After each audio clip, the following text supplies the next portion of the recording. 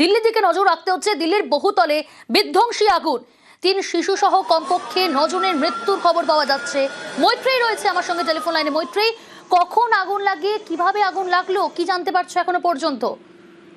দেখো, বুধবার ভোরবেলা এই আগুন লাগে এবং যেটা মনে করা হচ্ছে এখনো পর্যন্ত কোনো শর্ট সার্কিট থেকেই আগুন লেগে থাকতে পারে। 5তলা বিল্ডিং দিল্লির পালাম এলাকায়, যার নিচে একটি জামা কাপড়ের এবং একটি কসমেটিক্স এর শোরুম ছিল এবং তার মালিক এবং তার পরিবার সেই বহুতলেরই 2nd এবং 3rd ফ্লোরে থাকতো।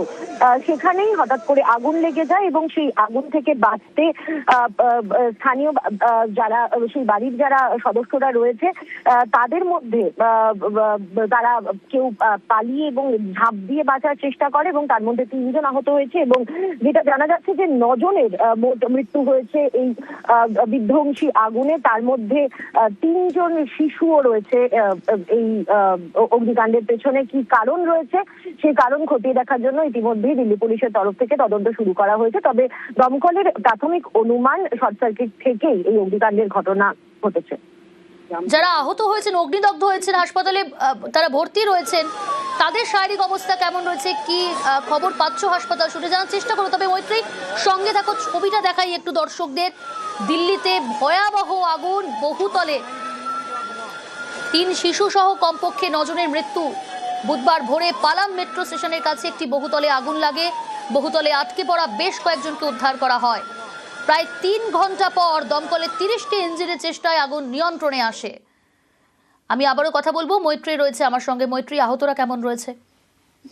দেখো, আহতদের এই মুহূর্তে চিকিৎসা চলছে হাসপাতালে এবং তাদের মধ্যে বেশ কয়েকজনের তারা যারা ঝাঁপ দিয়েছিলেন তাদের মধ্যে কয়েকজনের অবস্থা অত্যন্ত সংকটজনক বলে আমরা এখনো হাসপাতাল থেকে জানতে পারছি।